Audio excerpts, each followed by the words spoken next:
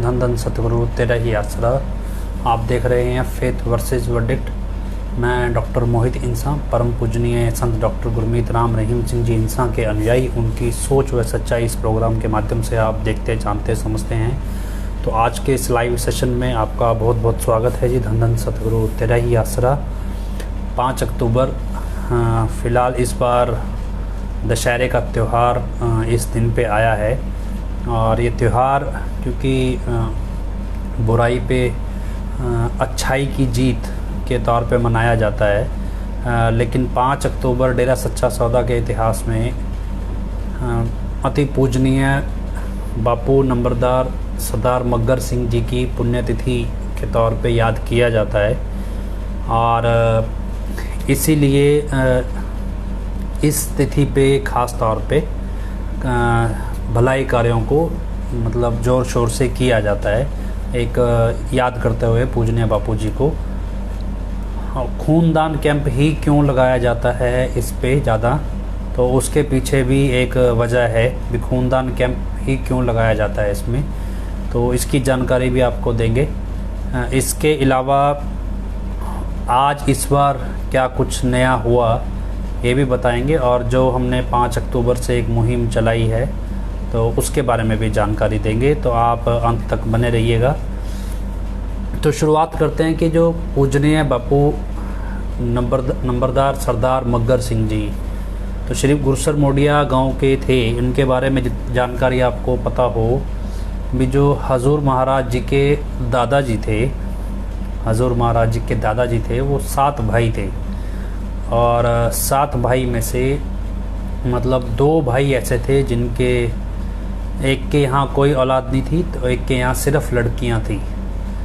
तो जो बापू जी थे उनको मान लो 7वें भाई के यहाँ कोई औलाद नहीं थी, तो जिनके यहाँ कोई औलाद नहीं थी तो 7वें भाई को 7वें भाई ने गोद लिया था बापू जी को, एक तरह से अपने ही भाई से।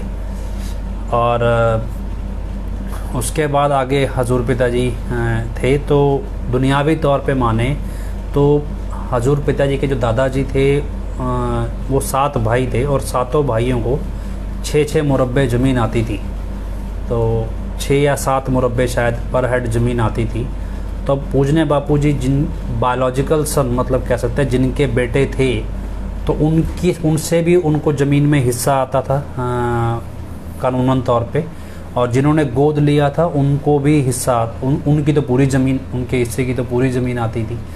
तो इसलिए जो हजूर पिताजी के बापूजी थे उनके जो रिश्तेदार आगे लगते थे वो कोशिश करते रहते थे कि बापूजी को मार दिया जाए ताकि ये ज़मीन बाकी भाइयों के बच्चों में बराबर बंट जाए। तो ये एक चलता था उसमें।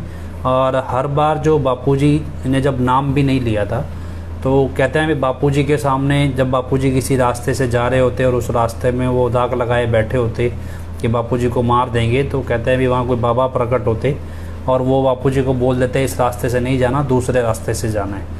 तो ऐसे हर बार ऐसे करते थे। और जब बापूजी ने पहली बार नाम लिया, पहली बार ऑब्वियसली नाम लिया जब, तो हजूर पिताजी के साथ जब नाम लिया, तब जब पहली बार परम पिताजी को देखा, दर्शन किए सिरसा में आके, तब उन्होंने बताया कि जो बाबा मुझे बार बार वार्निंग देके अलग अलग रास्तों पे भेज देते हैं, वो असल में परमपिता शासतनाम सिंह जी महाराज ही हैं। यही बाबा आके बार बार मेरा रास्ता बदलवा देते थे, और बाद में पता चलता था भी यहाँ लोग मारने के लिए बैठे हैं। तो क्या है कि बापूजी का अपना एक अलग तरह का प्रेम जो हम कह सकते हैं शासतनाम सिंह जी महाराज से था, और शासतनाम सिंह जी महाराज का जो प्रेम था, क्योंकि ये तो शासतनाम सिंह जी महाराज जानते ही थे भी हजूर पिताजी इस घर में आएंगे और उसके बाद वो गुरगद्दी संभालेंगे। तो उन्होंने मतलब बिना नाम लिए भी, मतलब बापूजी ने नाम नहीं लिया था, बावजूद इसके परम पिताजी साक्षात प्रकट होके बापूजी की लगातार संभाल करते रहे। और उसके बाद बापूजी के यहाँ हजूर पिताजी ने जन्म लिया, वो सबको पता है। हजूर और बापूजी को सब कुछ बता दिया था। वहाँ जो एक संत त्रिवेणी दास जी थे, उन्होंने बहुत पहले ही सब कुछ बता दिया था। और बापूजी इतने मजबूत थे अपनी बात के कि उन्होंने कभी भी हजूर पिताजी के गुरुगद्दी पे आने तक भी माता जी से भी, बड़े माता जी जो हैं उनसे भी कभी भी इस बात का जिक्र नहीं किया कि संत त्रिवेणी दास जी ने उन्हें क्या क्या बता दिया है हजूर पिताजी के बारे में। मतलब कहने का ये कि बापूजी हजूर पिताजी के जन्म से ही ये बात जानते थे कि हजूर पिताजी एक पूर्ण संत हैं, जो अवतार हैं और जो उनके घर में उनका जन्म हुआ है। इसलिए बापूजी किसी भी उसमें हजूर पिताजी को कभी भी अकेला नहीं छोड़ते थे, अकेला जाने नहीं देते थे। इवन 15 साल की उम्र भी जब हजूर पिताजी की हो गई थी तब भी बापूजी हजूर पिताजी को अपने कंधे पे बैठा के ले जाते थे हर जगह, और कभी भी अकेला छोड़ना नहीं चाहते। लेकिन 15 साल की उम्र के बाद हजूर पिताजी का रुझान धीरे धीरे डेरे की ओर बढ़ा, परम पिताजी की ओर ज़्यादा हुआ, क्योंकि स्टडी पूरी होने के बाद, स्टडी के बाद तो उसके बाद 23 साल की उम्र में तो हजूर पिताजी गुरुगद्दी पे विराजमान हो ही गए। तो बापूजी ये सब कुछ जानते थे और इसलिए उन्होंने हजूर पिताजी का जो जीवन है वो इस तरह से संजोया अपने साथ कि बहुत इतना गहरा प्यार था। भी एक किस्सा हजूर पिताजी सुनाया करते हैं कि बापूजी का हजूर पिताजी से इतना प्यार था कि हजूर पिताजी गुजरात से या शायद ऐसे किसी जगह से वापस आ रहे थे, या शायद मध्य प्रदेश से वापस आ रहे थे। तो बापूजी को मतलब जैसे गुरुसर घर में थे श्री गुरुसर मोडिया, तो उनको मतलब लगन लग गई भी मुझे हजूर पिताजी से मिलना है, दर्शन करने हैं। तो वो माता जी को कहने लगे भी देखना अभी वापस जाएंगे तो गुरुसर आएंगे पहले। तो पिताजी का हजूर पिताजी का कोई प्लान नहीं था, लेकिन बापूजी की तड़प इतनी प्रबल थी कि कहते हैं भी 2 दिन 48 घंटे के अंदर मतलब उनको ऐसे इतनी हो गई, मतलब तड़प की खून की उल्टी तक आने को हो गई। मतलब इतने उनकी तड़प बढ़ गई भी आएंगे। तो हजूर पिताजी ने बताया भी हमें पता भी नहीं था भी ये सब कुछ गुरुसर मोडिया में चल रहा है, लेकिन अचानक से हालात ऐसे बने भी पिताजी को सीधा श्री गुरुसर मोडिया ही आना पड़ा। और जैसे ही श्री गुरुसर मोडिया आए बापूजी तुरंत ठीक हो गए, और उसके बाद वो माता जी को कहने लगे भी देखो मैंने कहा था ना भी सीधा यहीं आएंगे। मतलब इतनी तड़प थी, इतना प्रेम था हजूर पिताजी के प्रति भी, उनकी याद में खून की उल्टियाँ तक लग जाती थी बापूजी को। इतनी जब वो नहीं चाह के भी नहीं देख पाते थे हजूर पिताजी को, इतना ज़्यादा प्रेम था हजूर पिताजी का, हजूर पिताजी से उनका। अब ये सब दौर सबने देखा है। मैं अपनी निजी ज़िंदगी में कभी भी बापूजी से नहीं मिला हूँ। हाँ, उनके दर्शन किए हैं 1-2 बार, जब यहाँ हमारी कॉलोनी में वो रहा करते थे तो पार्क में अक्सर चारपाई बिछा के वो लेट जाया करते थे बाहर ही, मतलब बिना चद्दर की चारपाई पे ही ऐसे ही लेट जाते थे, कोई तकिया वगैरह नहीं लेके। तो पार्क में कई बार लेट जाते, तो 1-2 बार वहाँ उनके दर्शन किए मैंने किए हैं। बाकी मैं पर्सनली मेरी कभी बात नहीं हुई। और मुझे उस समय कह लो भी स्टूडेंट लाइफ थी, तो उस समय व्यवहारिक ज्ञान नहीं था, इतना नॉलेज नहीं थी, तो कभी समझा ही नहीं भी ये कितने इम्पोर्टेंट शख्स हैं, क्या कुछ हैं, तो कभी नहीं समझना नहीं चाहा या समझा नहीं है, क्या सकते हैं भी उम्र कम थी, मालूम नहीं था भी ये चीज़ें भी होती हैं और ना इतनी नॉलेज थी। तो उसके बाद हजूर पिताजी का बापूजी से बहुत ज़्यादा प्रेम था। अब जब हजूर बापूजी को प्रॉब्लम हो गई, शायद बवासीर की तरह कोई प्रॉब्लम थी, बीमारी थी, तो वो प्रॉब्लम हो गई, तो उसको छोटी बीमारी मानते हुए डेरे में हॉस्पिटल नया खुला था इधर सिरसा में, तो गुरुसर में भी पहले था, फिर सिरसा में खुला नया। तो उन्होंने क्या किया, डॉक्टरों ने उनको इलाज ढंग से नहीं दिया या देखते नहीं थे, कभी चेकअप करना नहीं चाहा भी क्या कोई प्रॉब्लम है सीरियस, मतलब ख़ास तौर पे जैसे सर्जन का काम होता है, तो डॉक्टर ने कभी चेकअप ही नहीं किया। और धीरे धीरे वो बीमारी बढ़ती गई, उन्होंने वैसे ही दवाई दे के रखी, भी चेकअप करना मुनासिब ही नहीं समझा, कोई टेस्ट कराना मुनासिब भी, खाना पूर्ति एक तरह से जैसे करते गए, तो इस तरह से होता गया। तो करते करते बापूजी को एक इंग्लिश में कहें तो एक कोलोरेक्टल कैंसर जैसी सिचुएशन, कोलोरेक्टल कैंसर था, गुदा मतलब इसका एक आंतड़ियों का एक तरह का कैंसर टाइप सिचुएशन इस तरह की हो गई थी। तो आखिरी के दिनों में भी बापूजी जब लगभग 13 महीने 14 महीने कह सकते हैं बचे थे, तब बापूजी ने हजूर पिताजी से कहा भी जसमीत भाई के भी शादी देखना चाहते हैं बापूजी। तो इसलिए जसमीत भाई की शादी भी जल्दी छोटी उम्र में की गई थी, कि बापूजी की इच्छा थी कि जसमीत भाई जी की शादी देख कर जाएँ वो। तो कुछ इस तरह ये वजह भी रही एक जसमीत भाई जी की जल्दी शादी की। और उसके बाद जब बापूजी आखिरी दिनों में थे तो दिल्ली उनका इलाज चला, और दिल्ली जब उनका इलाज चला तो हजूर पिताजी खुद दिल्ली रहे बापूजी के साथ। और इवन इतना था कि हजूर पिताजी और बापूजी अकेले जो हॉस्पिटल में कमरा लिया हुआ था, वहाँ हजूर पिताजी का आदेश था भी किसी को पता नहीं होना चाहिए भी हम यहाँ हैं। और हजूर पिताजी ने खुद बापूजी की शारीरिक तौर पे भी आखिरी दिनों में सेवा की है। और सुबह से लेकर रात तक जो भी कोई उनका कोई कपड़ा बदलना है, कोई साफ़ सफाई है, मल मूत्र है, सब कुछ हजूर पिताजी खुद करते थे बापूजी का, जो सेवा करते थे आखिरी दिनों में। और उसके बाद मतलब क्योंकि उनको तकलीफ़ क्या थी भी खून दस्त में खून के दस्त लगते थे, और धीरे धीरे खून की बहुत कमी हो गई थी बापूजी को इससे। और बहुत मतलब पिताजी भी पूरी सेवा करते थे, खुद करते थे अपने हाथ से।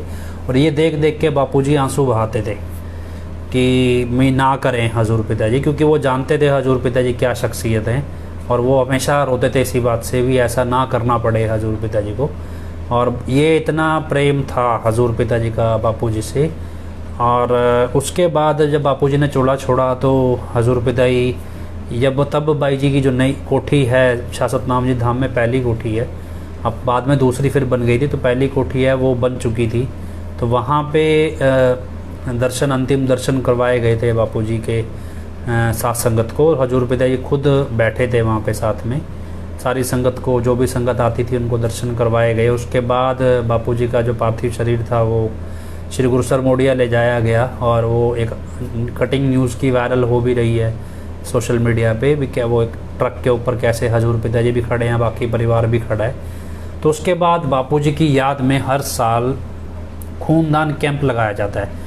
इवन जो हॉस्पिटल का ब्लड बैंक है वो भी बापूजी की चोला छोड़ने के बाद बनाया गया, और बापूजी की याद में ही बनाया गया था। तो इसलिए उस ब्लड बैंक का नाम भी पूजनीय बापू नंबरदार मगर Singh ji international blood bank के नाम से वो ब्लड बैंक बनाया गया है, सिरसा में हॉस्पिटल में बनाया था। हर साल 5 अक्टूबर को बड़े स्केल पे, बड़े पैमाने पे ब्लड कैंप लगाया गया, हजूर पिताजी लगवाते थे। फिर धीरे धीरे उसमें बाकी कैंप्स भी ऐड कर देते थे, लेकिन ब्लड कैंप खास तौर पे बापूजी के उस पर लगाया जाता था, क्योंकि बापूजी बहुत ज़्यादा सेवा भाव था, दयालुता थी, नरम थे, सादगी थी। तो इस दिवस को परमार्थी दिवस के रूप में मनाया जाता है। अभी ज़्यादा से ज़्यादा आप जो परमार्थ कर सकते हैं, जैसे खूनदान होता है, और भी लोग जो सेवाएं दे सकते हैं अपने, तो जितनी सेवा लोग दे सकते हैं शारीरिक तौर पे, जिस भी तरीके से लोग सेवा करना चाहते हैं, तो इस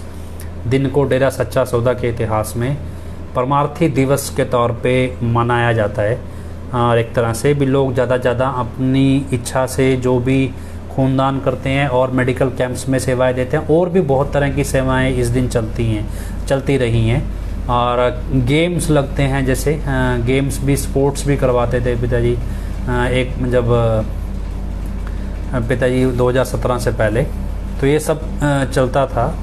उसके बाद अब इस बार क्या, पिछले साल भी मतलब बापूजी की याद में ब्लड कैंप लगाया गया, लेकिन जब से अब ये हनीप्रीत का कंट्रोल जो कह सकते हैं, अवैध अतिक्रमण जिस कुछ भी कह सकते हैं, जो डेरा में आ गया, तो उसके बाद आप अभी नोटिस करेंगे तो काफ़ी समय से 2022 में अगर आप देखेंगे तो काफ़ी समय से डेरे के अंदर ये ब्लड कैंप बंद हो गए हैं। ये बंद हो गए क्योंकि जब जब ब्लड कैंप लगता है तब तब बापूजी की याद आती है, और बापूजी को ये कमी रही खून की, और ये चीज़ें याद आती हैं, तो वो लोगों के लिए एक याद ताज़ा होती है भी नहीं, हमें ब्लड डोनेट करना है, मतलब एक प्रेरणा मिलती है उसमें बापूजी की भी याद ताज़ा रहती है। लेकिन अब आप 2022 में अगर देखेंगे तो डेरे में बहुत रेयर ब्लड कैंप लगे हैं। हॉस्पिटल जो है, मान लीजिए जो अपना हॉस्पिटल का ब्लड बैंक है, वो अपनी जो पूर्ति करने के लिए संगत ब्लड डोनेट करती है, तो वो होता है। इसलिए अब क्या, क्योंकि हजूर पिताजी के पहचान पत्र जो भी नकली यूपी वाला बाबा आया था, इसके इस्तेमाल से हजूर पिताजी का पहचान पत्र जो आधार कार्ड है वो बदल दिया गया, और जब वो बदला गया है तो उसमें बापूजी का नाम हजूर पिताजी के नाम के साथ आता है अभी बापूजी का। तो लेकिन वो नाम हटा दिया गया है। बापूजी से का नाम हजूर पिताजी की पहचान से ख़त्म करने का था। लेकिन तब ये था भी चलो अगर ये मान भी सकते हैं, जो लोग मानते हैं, हालांकि हम तो नहीं मानते हैं, लेकिन जो लोग मानते हैं भी शायद पिताजी ने खुद किया हो, पर ताकि चलो बापूजी की पहचान क्यों हटाएंगे हजूर पिताजी, जब बापूजी का इतना प्रेम था हजूर पिताजी से, और पिताजी कितने गुण गिनाते हैं बापूजी के। उसके बाद अब ये 5 अक्टूबर आज का जो दिन है, तो एक्सपेक्टेड था भी पिछले साल की तरह भी इस साल भी बड़ा कैंप लगेगा, लेकिन ये जब पता चल रहा है भी बापूजी की पहचान को ख़त्म करना था, उनकी याद को ख़त्म करना है, भी संगत भूल जाए क्योंकि बापूजी भी कोई थे, तो इसलिए इस बार कैंप नहीं लगाया गया डेरे के अंदर कोई भी बापूजी की याद में। हाँ, दिखावे के तौर पे ट्विटर पे वो तो गड़ियाली मगरमच्छ के आंसू में ड्रामा है, वो तो एक पब्लिसिटी स्टंट है। हॉस्पिटल के अंदर जो दिखावे के तौर पे एक ब्लड कैंप लगा भी दिया गया, हालांकि बड़े माताजी यहाँ मौजूद हैं, यहाँ पे सिरसा में, तो हॉस्पिटल में दिखावे के तौर पे एक कैंप लगाया गया जिसमें मुश्किल से 50-55 यूनिट खून लिया गया। वो भी हॉस्पिटल ने अपनी डेफिशिएंसी जो थी वो पूरी कर ली। इसके अलावा हॉस्पिटल में भी ब्लड डोनेशन नहीं लिया गया 50-60 लोगों के अलावा। ये फॉर्मेलिटी थी, कोई सच कहूँ ने इस पे कवरेज नहीं की। हाँ, दिखाने के तौर पे छोटा मोटा ड्रामा है, हालांकि अब बोल रहे तो कल दिखा देंगे। लेकिन जितने भी परमार्थी काम होते थे वो सारे काम आज के दिन नहीं किए गए। वो ऑब्वियसली आपको समझ आए ना आए, जो मूर्ख हैं उनको तो नहीं आएगा, लेकिन प्रैक्टिकली ये है कि बापूजी की पहचान को ख़त्म करना है। हजूर पिताजी का कितना लगाव था इसका अंदाज़ा लगाएं कि जब ब्लड कैंप लगता था 5 अक्टूबर का ख़ास तौर पे, तो हजूर पिताजी जब स्टेज पे मजलिस होती आते तो ब्लड कैंप का मुहूर्त करते, फिर पिताजी स्टेज पे विराजमान होते। स्टेज से जब मजलिस ख़त्म करके वापस जाते तो जितने लोग खूनदान कर चुके होते थे, तो हजूर पिताजी ने 2006-07 में तो अपने हाथ से प्रसाद बांटते थे। उसके बाद शाही परिवार भी खुद प्रसाद बांटता था संगत में सेवादारों को जो खूनदान करते थे इस दिन पे। और उसके बाद भी पिताजी खुद नहीं बांटते थे, लेकिन जो जितने लोग खूनदान कर चुके होते थे तो उनको पहला जो स्लॉट पहला जो कह सकते हैं ग्रुप जो है खूनदान करके बैठता था, मजलिस के बाद भी हजूर पिताजी आएंगे प्रसाद देंगे, तो वो सारे बिठाए जाते। तो हजूर पिताजी स्पेशल जो लोग जितने दान कर चुके होते थे उनको सबको प्रसाद अपने सामने दिलवा के जाते थे। तो ये हजूर पिताजी का रूटीन था, वो अपने बापूजी को श्रद्धांजलि देते थे इस प्रकार। और शाही परिवार खुद प्रसाद बांटता था, ये भी था। और लास्ट ईयर मतलब 2021 तक भी शाही परिवार खुद इस तरह के कैंप्स में शामिल होता रहा है। और आप देखोगे शाही परिवार खुद इस कैंप में ब्लड डोनेट करता है। शाही परिवार के सभी सदस्य ब्लड डोनेट करते हैं इस कैंप में। और लेकिन इस बार ऐसा कुछ नहीं हुआ। हाँ, शाही परिवार के सदस्यों ने ट्विटर पे लिखा तो है बापूजी को याद करते हुए, लेकिन अब वो कौन से देश में है, कहाँ हैं, उन्होंने वहाँ ब्लड डोनेट किया है कि नहीं किया, या हो सकता है अभी उनका कोई वहाँ पे आइडेंटिटी पूरी ना हो कि वहाँ ना कर पाए हों। लेकिन यहाँ जो दिखावे के तौर पे हॉस्पिटल में ब्लड कैंप लगाया भी गया, उसमें भी माताजी को नहीं बुलाया गया, बड़े माताजी को या छोटे माताजी को भी नहीं बुलाया गया। नहीं तो एक्सपेक्टेड होता चलो उनका सम्मान किया जाए, उनको याद किया, बापूजी का कैंप है और बड़े माताजी को ना बुलाया जाए, तो ये मतलब बड़ा अजीब है। तो ये अपने आप में एक एविडेंट है कि बापूजी का भी नाम हमेशा के लिए डेरा के इस इतिहास से मतलब क्लीन साफ़ करने की ये पूरी तैयारी जो है ये अनिप्रीत और इसका गिरोह जितना भी है ये कर रहे हैं। और आगे आप खबरें देख ही रहे हैं भी कैसे फ़र्जी पहचान पत्र बनाए जा रहे हैं, फ़र्जी काम चल रहा है सारा, मतलब किस तरह से फर्जीवाड़ा करके डेरे पे ज़बरदस्ती का कब्जा किया जा रहा है, वो सब आप मीडिया में खबरें लगातार आ रही हैं। हाँ, लेकिन जब खबर इनके खिलाफ़ चलती तब तो बोलते हैं मीडिया झूठा है, जब इनके पक्ष में चलने लगे तब बोलते हैं मीडिया सच्चा है। तो कुछ यही ड्रामा चलता रहता है। लेकिन खबरें आ भी रही हैं और वो तो अब प्रमाण के तौर पे जो पहचान पत्र हैं वो भी सामने आ गए हैं, ओरिजिनल जो हैं, और उसमें बिल्कुल दिखाई दे रहा है भी कैसे हजूर पिताजी के फैमिली में सब माताजी सबसे पहले आएंगे, क्योंकि माताजी के बेटे हजूर पिताजी हैं। पिताजी के बेटे जसमीत भाई, और जसमीत भाई जी की फैमिली आईडी में पिताजी के होते हुए माताजी नहीं आ सकते, बड़े माताजी। तो बड़े माताजी हजूर पिताजी की फैमिली आईडी में टेक्निकली आएंगे, लेकिन नहीं लिया गया। तो आप अंडरस्टूड है भी ये फ़र्जी आईडी बनाई गई है।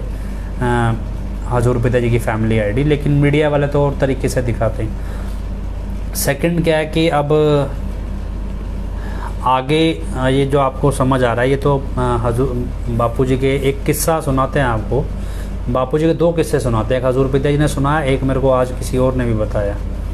हजूर पिताजी ने किस्सा सुनाया बापूजी का, भी बापूजी का कोई ज़मीन क्या था, केस चलता था कोर्ट में, तो उसमें उनको गवाही के लिए बंदा चाहिए था, भी कोई गवाही दे बापूजी के पक्ष में भी, ऐसा कोई बंदा जो गवाही दे सके। और हालांकि गवाही सच्ची देनी थी, ऐसा नहीं कि मैनिपुलेटेड थी। तो कोई भी व्यक्ति तैयार नहीं हुआ। तो आखिर में गरीब, क्योंकि जो बापूजी के खिलाफ थे लोग, वो भी बापूजी के परिवार के ही थे, और बापूजी बड़े नरम स्वभाव के थे, बाकी वो गर्म स्वभाव के थे। तो क्या है कि फिर एक गरीब व्यक्ति था कोई, उसने बापूजी के पक्ष में गवाही दी, और बापूजी कहते हैं भी जब तक जीवित रहे तब तक उस गरीब व्यक्ति का राशन पानी सब बापूजी अपनी तरफ से देते थे। और माताजी कई बार क्या भी देते थे भी, क्या एक बार कोर्ट ही तो गया है, तो बोले नहीं, अगर कोई व्यक्ति एक बार मेरे लिए उठ के आया तो मैं तो सारी उम्र उसका करूँगा भी, जो मेरे लिए एक बार भी आया है। तो यही तो अपना तो यही असूल है। मतलब आप इतने इस तरह के असूल उन्होंने अपनी ज़िंदगी में बापूजी ने चलाए। आप सोचिए कितने, मतलब इस तरह कितना अनखी स्वभाव था, कितना स्वाभिमानी स्वभाव था, और कितना दयालु स्वभाव था। और आखिरी समय में भी वो इस बात में फ़िक्रमंद थे भी आखिर इस व्यक्ति का क्या होगा। तो कहते हैं बाद में शायद हजूर पिताजी ने मकान भी बनवा के दिया उनको, ऐसा कुछ कहा जाता है, लेकिन कंफर्म नहीं है। एक किस्सा और आज किसी ने बताया भी, एक बार एक बच्चा था और उसको पथरी मतलब हो गई, और नया नया हॉस्पिटल श्री गुरु सरमोडिया में खुला था। तो एक बच्चा था, उसको पथरी की शिकायत हो गई, और गुर्दे में पथरी की, तो पेशाब नहीं आ रहा था, दर्द बढ़ता जा रहा था। दर्द बढ़ते बढ़ते उसके माँ बाप जो थे उस बच्चे को अस्पताल तक ला पाते, इससे पहले उसका दर्द इतना बढ़ गया वो चल भी नहीं पा रहा था। तो वहाँ पे गांव के बाकी बुजुर्ग बैठे थे, देख रहे थे सब भी, ठीक है ये मरीज़ आ रहा है कोई, ऐसे करते करते तो बापूजी भी उस रास्ते से निकल रहे थे, पैदल कह सकते हैं। तो बापूजी ने उस बच्चे को देखा रोते हुए, और देख के निकल के घर पहुँचे, और घर पहुँच के अपने घर पे जो नौकर थे, जो भी कह सकते हैं, सेवादार कह लो या नौकर कह लो, तो उनको बापूजी ने जाते ही कहा भी वहाँ पे एक बच्चा है भी, कोई रो रहा है हॉस्पिटल में, और फटाफट जाओ, और उस बच्चे का उसको पथरी का दर्द है, अगर उसको ऑपरेशन की ज़रूरत है तो जितना मर्जी पैसा लग जाए, यहाँ होता है यहाँ कराओ, शहर में होता है शहर में कराओ, लेकिन उसका ऑपरेशन होना चाहिए, और जितना पैसा लग जाए भी हम देंगे। तो वो जो परिवार था वो इतना सक्षम नहीं था आर्थिक तौर पे ऑपरेशन करवाने के लिए, लेकिन अनजान था बिल्कुल कह सकते हैं बापूजी के लिए। बापूजी ने कहा भी बच्चा रो रहा है और मेरे से रोता हुआ बच्चा देखा नहीं जाता। तो बापूजी ने उसी समय पैसे निकाल के दिए, और उस बच्चे का ऑपरेशन हुआ, और उस बच्चे की तकलीफ़ दूर हुई।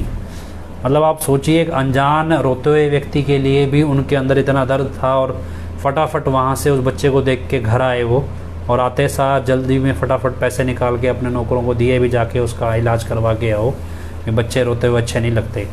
तो आप अंदाज़ा लगाएं भी किस तरह की शख्सियत रहे बापूजी।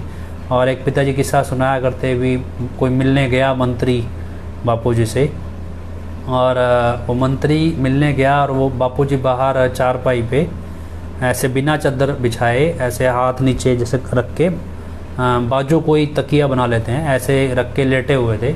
तो मंत्री जाके बोलता है क्या जी ऐसा है भी, अंदर जाना है जी, कभी किससे मिलना है?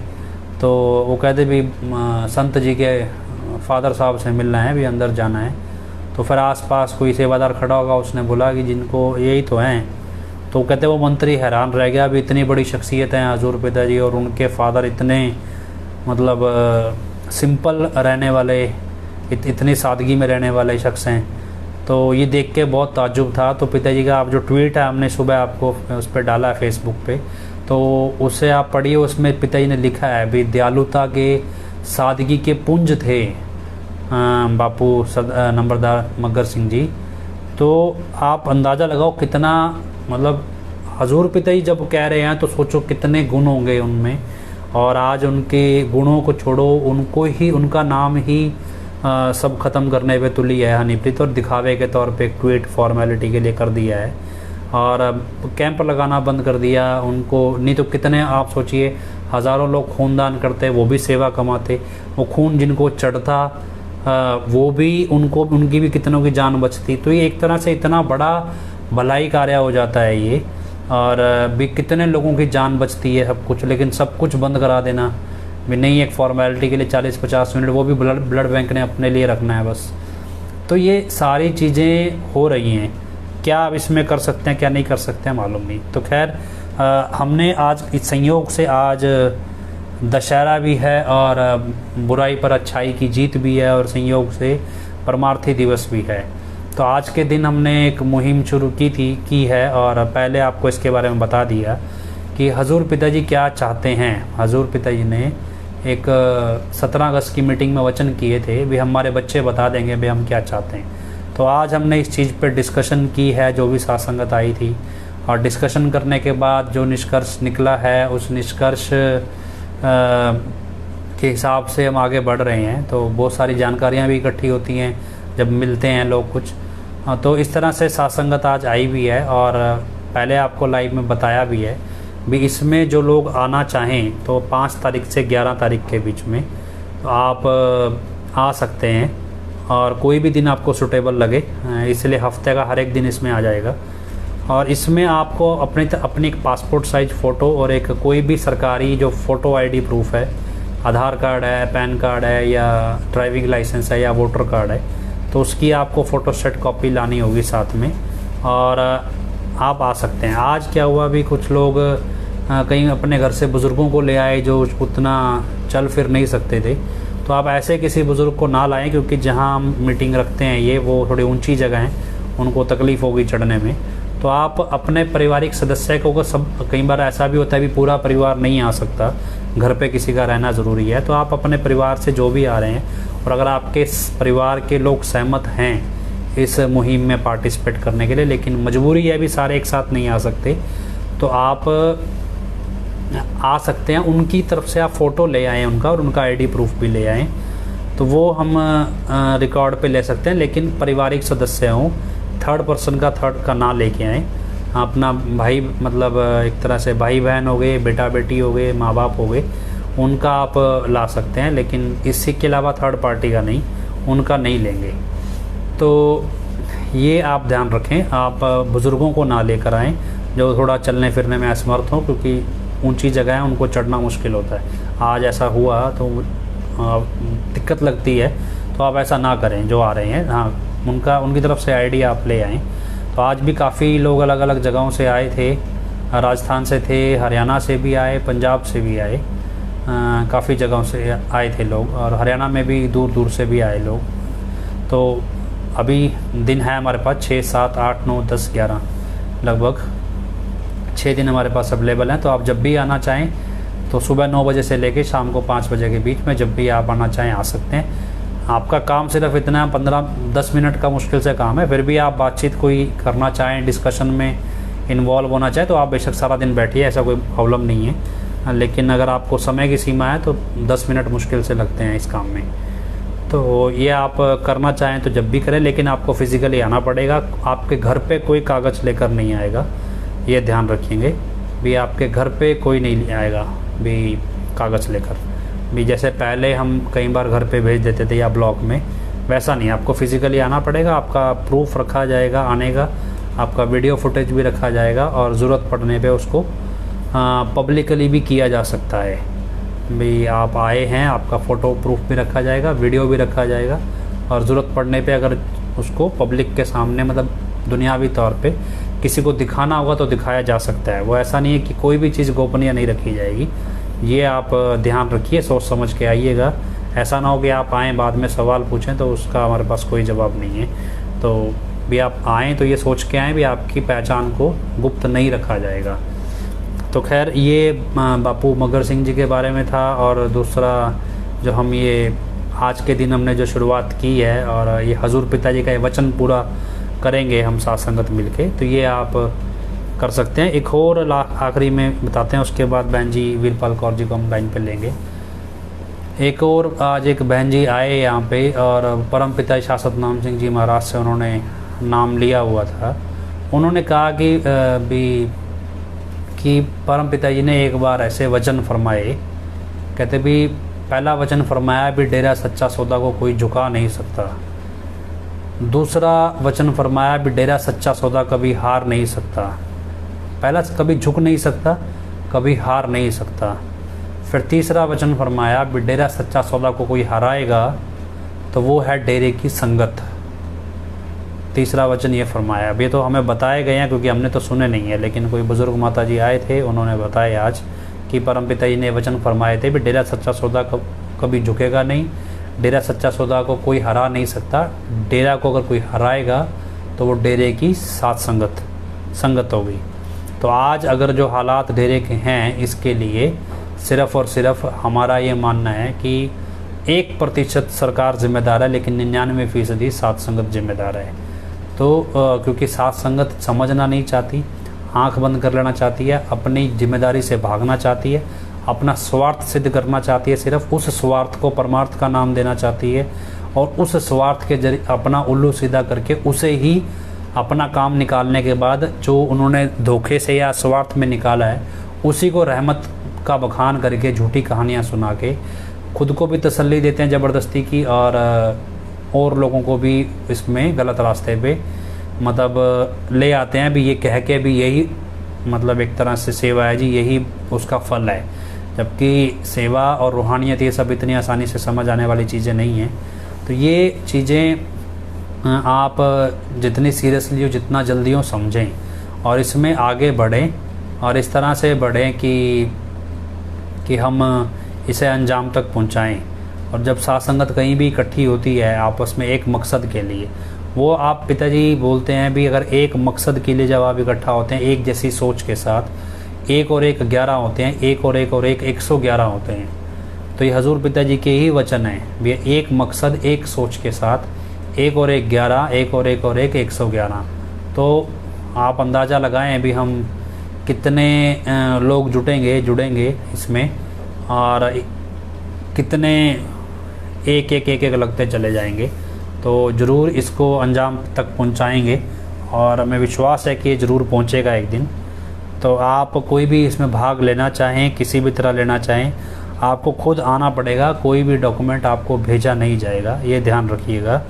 भी जो भी लोग हैं आप जैसे भी आएँ, कोई ना कोई व्यक्ति मतलब आपके घर से आए।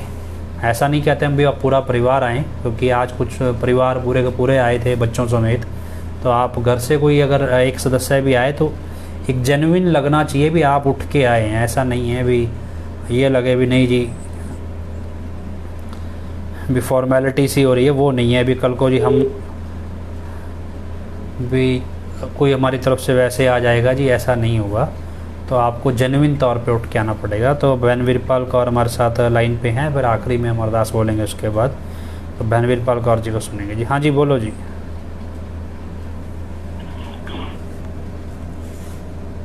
विधि प्यारी प्यारी का संगत जी, धन धन सतगुरु तेरा ही आसरा। गुरु प्यारी साध संगत जी, ਅੱਜ पूजनिक बापू जी नंबरदार मगर सिंह जी ਦੀ ਬਰਸੀ ਹੈ ਤੇ ਉਹਨਾਂ ਦੀ ਮਹਾਨ ਆਤਮਾ ਨੂੰ ਅਰਬੋਂ ਵਾਰ ਧੰਨ ਧੰਨ ਤੇ ਸਾਜਦਾ, ਜਿਨ੍ਹਾਂ ਦੇ ਘਰ ਕੁੱਲ ਮਾਲਕ ਕੋ ਪਾਰ ਬ੍ਰਹਮ परमेश्वर ਸਾਡੇ गुरु पिता जी ने जन्म लिया। बचपन ते जवानी उन्होंने नाल बताई। जैसे मतलब कि जिवें मोहित बेटे ने दस्सिया ही है कि जिहड़ा आपां ट्वीट अज मतलब कि अपने पेज ते पाया सी, तां उहदे विच गुरु पिता जी ने भी बापू जी की प्रशंसा करते हुए लिखिया है कि बापू जी सादगी, सहनशीलता, निमरता इन्हां चीज़ां दे बहुत ज्यादा बापू जी के अंदर सी ये गुण। ये गुण अपने सामने भी आए, ये नहीं है कि कल्ले जे आपां नूं गुरु पिता ने दस्सिया तां ही आपां नूं पता लगा। जो भी बापू जी नूं मिलदा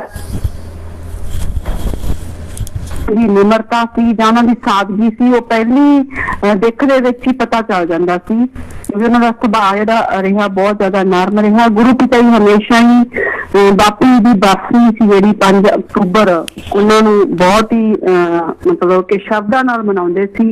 ਇਸੇ ਕਰਕੇ ਗੁਰੂ ਪਿਤਾ ਜੀ ਨੇ ਪਰਮਾਰਥੀ ਦਿਵਸ ਦੇ ਤੌਰ ਤੇ ਮਨਾਇਆ ਜਾਂਦਾ ਸੀ, ਨਾਮ ਰੱਖਿਆ ਸੀ ਸ਼ਾਸਨਾਮ ਜੀ।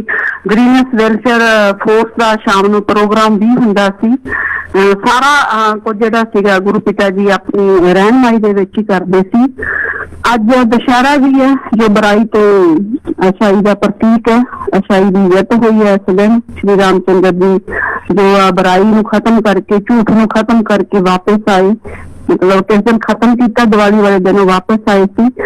ਤਾਂ ਗੁਰੂ ਪਿਆਰੀ ਸਾਧ ਸੰਗਤ ਜੀ, ਆਪਾਂ ਤਾਂ ਆਪਣੇ ਸਤਿਗੁਰੂ ਅੱਗੇ ਅਰਦਾਸ ਕਰ ਸਕਦੇ ਹਾਂ ਕਿ ਜੇ ਸਤਿਗੁਰ ਰਹਿਮਤ ਕਰੋ ਕਿ ਤੁਸੀਂ ਵੀ ਜਿਹੜੇ ਡੇਰੇ ਦੇ ਅੰਦਰ ਇੰਨੀ ਬੁਰਾਈ ਤੇ ਝੂਠ ਫੈਲ ਚੁੱਕਿਆ ਹੈ, ਉਹਨਾਂ ਨੂੰ ਜਲਦੀ ਤੋਂ ਜਲਦੀ ਖਤਮ ਕਰੋ ਤੇ ਸੱਚ ਦੇ ਡੰਕੇ ਵਜਾਓ।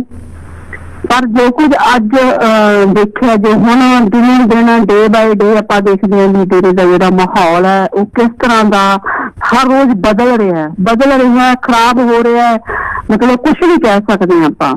ਹਮੇਸ਼ਾ ਬਾਪੂ ਜੀ ਦੀ ਬਰਸੀ ਦੇ 5 ਅਕਤੂਬਰ ਨੂੰ ਆਉਂਦੀ ਸੀ ਤਾਂ ਉਦੋਂ ਤੁਹਾਨੂੰ ਯਾਦ ਹੋਊਗਾ 2019 ਦੇ ਵਿੱਚ ਇੱਕ ਚਿੱਠੀ ਵੀ ਆਈ, ਪੜ੍ਹ ਕੇ ਸੁਣਾਈ ਗਈ 5 ਅਕਤੂਬਰ ਨੂੰ ਵੀ ਕਹਿੰਦੇ ਮੈਸੇਜ ਕਹਿ ਲਓ ਜਾਂ ਚਿੱਠੀ ਕਹਿ ਲਓ, ਕੁਛ ਵੀ ਕਹਿ ਲਓ। ਚਿੱਠੀਆਂ ਵੈਸੇ ਜਿਹੜੀਆਂ ਦੂਜੀਆਂ ਆਉਣ ਲੱਗੀਆਂ ਉਹ ਤਾਂ ਅਪ੍ਰੈਲ ਦੇ ਵਿੱਚ ਆਉਣ ਲੱਗੀਆਂ, ਅਪ੍ਰੈਲ 20 ਦੇ ਵਿੱਚ। ਪਰ ਉਸ ਸਮੇਂ ਜਿਹੜੇ ਉਹ ਸੰਦੇਸ਼ ਆਇਆ ਹੁੰਦਾ ਸੀ ਉਹਨੂੰ ਵੀ ਚਿੱਠੀ ਕਹਿੰਦੇ ਸੀ ਜਾਂ ਕਹਿੰਦੇ ਸੀ ਮਿਸ਼ਨਰੀਆਂ ਦੇ ਵਿੱਚੋਂ ਜਿਹੜਾ ਹੈਗਾ ਚਿੱਠੀ ਆਈ, ਉਹਦੇ ਸੰਦੇਸ਼ ਆਇਆ, ਉਹ ਪੜ੍ਹ ਕੇ ਸੁਣਾਇਆ ਗਿਆ ਸੀ 5 ਅਕਤੂਬਰ 2019 ਨੂੰ। ਤੇ ਉਹਦੇ ਵਿੱਚ ਲਿਖਿਆ ਸੀਗਾ ਵੀ ਇਹ ਪਿਤਾ ਜੀ ਨੇ ਇਹਦੇ ਵਿੱਚ ਲਿਖਿਆ, ਇਹਨਾਂ ਨੇ ਪੜ੍ਹ ਕੇ ਸੁਣਾਇਆ ਸੀ, ਮੋਹਨ ਨਾਲ ਨਹੀਂ, ਆਪਾਂ ਤਾਂ ਸਿਰਫ ਸੁਣੀ ਸੀ ਵੀ ਮਾਤਾ ਜੀ, ਤੁਸੀਂ ਇੱਕ ਮਾਤਾ ਜੀ ਹੈ ਜਿਹੜੀ ਉਹ ਸਾਰੇ ਸੇਵਾਦਾਰਾਂ ਦੀ ਮੀਟਿੰਗ ਲਿਆ ਕਰਨਗੇ ਮਹੀਨੇ ਦੇ ਵਿੱਚ ਇੱਕ ਮੀਟਿੰਗ ਜ਼ਰੂਰ ਲਿਆ ਕਰਨਗੇ ਵੀ ਸਾਰੇ ਸੇਵਾਦਾਰਾਂ ਦੀ, ਜਿਵੇਂ ਹਜ਼ੂਰ ਪਿਤਾ ਹੀ ਲੈਂਦੇ ਹੁੰਦੇ ਸੀ। ਜਿੰਨਾ ਵੀ ਤੇਰਾਵਾਸ ਦੇ ਵਿੱਚ ਹਜ਼ੂਰ ਪਿਤਾ ਜੀ ਮੀਟਿੰਗ ਲੈਂਦੇ ਹੁੰਦੇ ਸੀ, ਚਾਹੇ ਉਹ ਬਲਾਕਾਂ ਦੇ ਜ਼ਿੰਮੇਵਾਰ 15, 25, 45 ਜਾਂ ਕੋਈ ਬਲਾਕ ਭੰਗੀਦਾਸ ਜਾਂ ਸੁਜਾਨਤਾ ਨਾ ਜਾਂ ਮਤਲਬ ਪੱਕੀਆਂ ਸੰਤੀਆਂ ਵੀ ਜੋ ਆਪਣਾ ਤੇਰਾਵਾਸ ਦੇ ਵਿੱਚ ਹਜ਼ੂਰ ਪਿਤਾ ਮੀਟਿੰਗ ਲੈਂਦੇ ਸੀ। ਇਸ ਤਰ੍ਹਾਂ ਮੀਟਿੰਗ ਹੋਇਆ ਕਰੇਗੀ ਹਰ ਮਹੀਨੇ, ਔਰ ਉਸ ਮੀਟਿੰਗ ਨੂੰ ਮਤਲਬ ਸ਼ਾਹੀ ਪਰਿਵਾਰ ਦੇ ਵਿੱਚੋਂ ਮਾਤਾ ਜੀ ਹੀ ਲਿਆ ਕਰਨਗੇ। ਪਰ ਅੱਜ ਉਹ ਸਾਰੇ ਕਿੱਧਰ ਗਏ? ਜੋ ਸੱਚਮੁੱਚ ਹੀ ਸਨਾਰੀਆ ਦੇ ਵਿੱਚੋਂ ਗੁਰੂ ਪਿਤਾ ਜੀ ਦੇ ਵਚਨ ਆਏ ਸੀ ਤੇ ਫਿਰ ਉਹਨਾਂ ਵਚਨਾਂ ਚ ਤਾਂ 1 ਮਹੀਨਾ ਵੀ ਅਮਲ ਨਹੀਂ ਹੋਇਆ। ਕਿਉਂ ਨਹੀਂ ਹੋਇਆ ਅਮਲ? ਕਿਉਂਕਿ ਨਵੰਬਰ ਦੇ ਵਿੱਚ ਹੀ 27 ਅਕਤੂਬਰ 19 ਦੇ ਵਿੱਚ ਜਿਹੜੀ ਹੈਗੀ ਹੈ ਹਰਿਆਣਾ ਦੇ ਵਿੱਚ ਸਰਕਾਰ ਨਵੀਂ ਆ ਜਾਂਦੀ ਹੈ, ਤਾਂ ਜਿਹੜੀ ਹੈਗੀ 6 ਨਵੰਬਰ ਨੂੰ ਜਿਹੜੀ ਹਨੀਪ੍ਰੀਤ ਆ ਉਹ ਬਾਹਰ ਆ ਜਾਂਦੀ ਹੈ। ਜਦੋਂ ਉਹ ਬਾਹਰ ਆ ਜਾਂਦੀ ਹੈ ਫਿਰ ਉਸ ਤੋਂ ਬਾਅਦ ਤਾਂ ਸਾਰਾ ਸਿਸਟਮ ਹੀ ਬਦਲ ਜਾਂਦਾ ਹੈ। ਤੇ ਫਿਰ ਕੀ ਉਹ ਵਚਨ ਝੂਠੇ ਸੀ? ਉਹ ਆਪਣੇ ਆਪ ਬਣਾਏ ਗਏ ਸੀ? ਜੇ ਉਹ ਵਚਨ ਸੱਚੇ ਸੀ, ਸੱਚਮੁੱਚ ਹੀ ਗੁਰੂ ਪਿਤਾ ਨੇ ਭੇਜੇ ਸੀ, ਉਹਨਾਂ ਤੇ ਅਮਲ ਕਿਉਂ ਨਹੀਂ ਹੋਇਆ?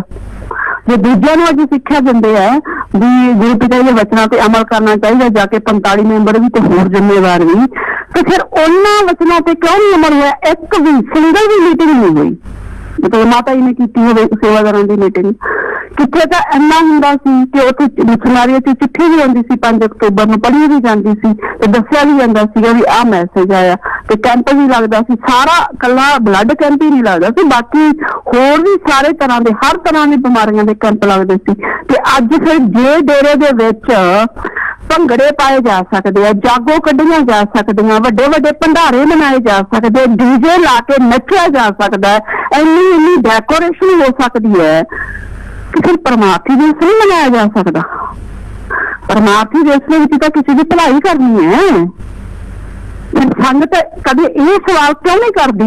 ਜਿਵੇਂ ਉਹਨਾਂ ਨੂੰ ਕਮਾਲ ਦੀ ਗੱਲ, ਜਿਵੇਂ ਉਹ ਚਾਬੀ ਦੇ ਕੇ ਛੱਡੇ ਹੁੰਦੇ ਨਾ ਖੜਾਉਣੇ, ਜਿਵੇਂ ਚਾਬੀ ਦੇ ਦਿੰਦੇ ਆ ਉਵੇਂ ਬਸ ਕਰ ਲੈਂਦੇ। ਅੱਜ ਸੰਗਤ ਬਹੁਤ ਥੋੜੀ ਆਈ, ਜਿਵੇਂ ਰੂਟੀਨ ਦੇ ਸੰਗਤ ਕਹਿੰਦੇ ਹੁੰਦੇ ਉਦੋਂ ਵੀ ਥੋੜੀ ਸੰਗਤ ਆਈ।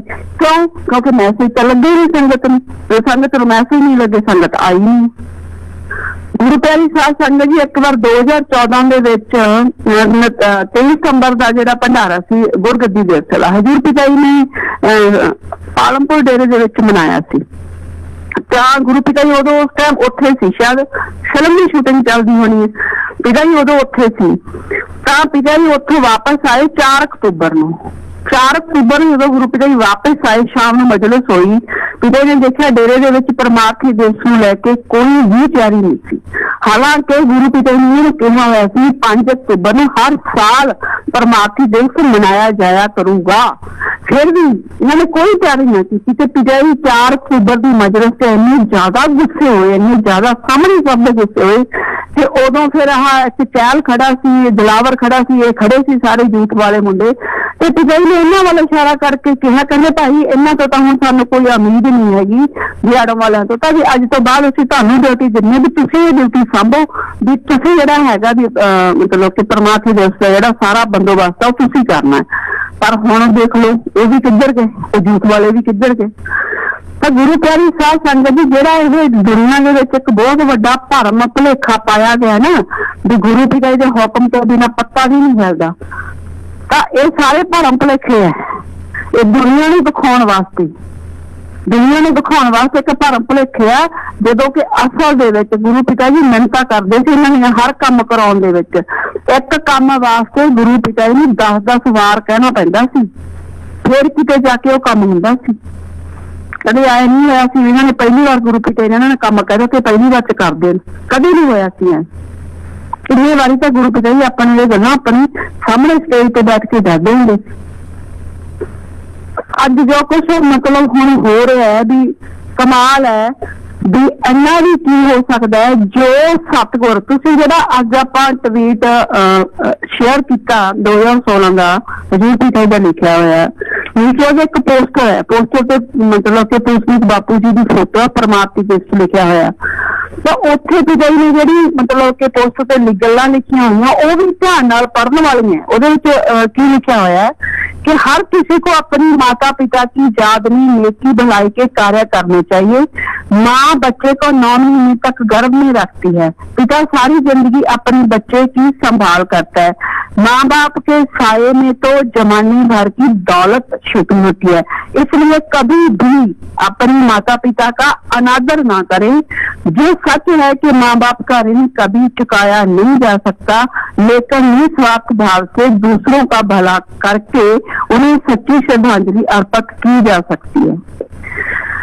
जो सतगुर अपनी साध संगत ਨੂੰ ਇਹ ਸਿੱਖਿਆ ਦੇ ਰਹੇ ਹੈ, ਪਿਤਾ ਜੀ ਦਾ ਟਵੀਟ ਆਉਣਾ, ਟਵੀਟ ਦੇ ਵਿੱਚ ਇਹ ਸ਼ਬਦ ਲਿਖੇ ਹੋਣਾ ਤੇ ਗੁਰੂ ਪਿਤਾ ਜੀ ਦੇ ਵਚਨ ਹੈ ਜੋ ਉਹ ਆਪਣੀ ਸਾਧ ਸੰਗਤ ਨੂੰ ਕਰ ਰਹੇ ਆ। ਆਪਣੀ ਸਾਧ ਸੰਗਤ ਨੂੰ ਤਾਂ ਉਹ ਇਹ ਕਹਿ ਰਹੇ ਵੀ ਮਾਂ ਬਾਪ ਦੇ ਸਾਏ ਦੇ ਵਿੱਚ ਕਹਿੰਦੇ ਵੀ ਜਮਾਨੇ ਭਰ ਦੀ ਦੌਲਤ ਛੁਪੀ ਹੁੰਦੀ ਹੈ, ਇਸੇ ਕਰਕੇ ਵੀ ਮਾਂ ਬਾਪ ਦਾ ਕਦੇ ਅਨਾਦਰ ਨਾ ਕਰੋ।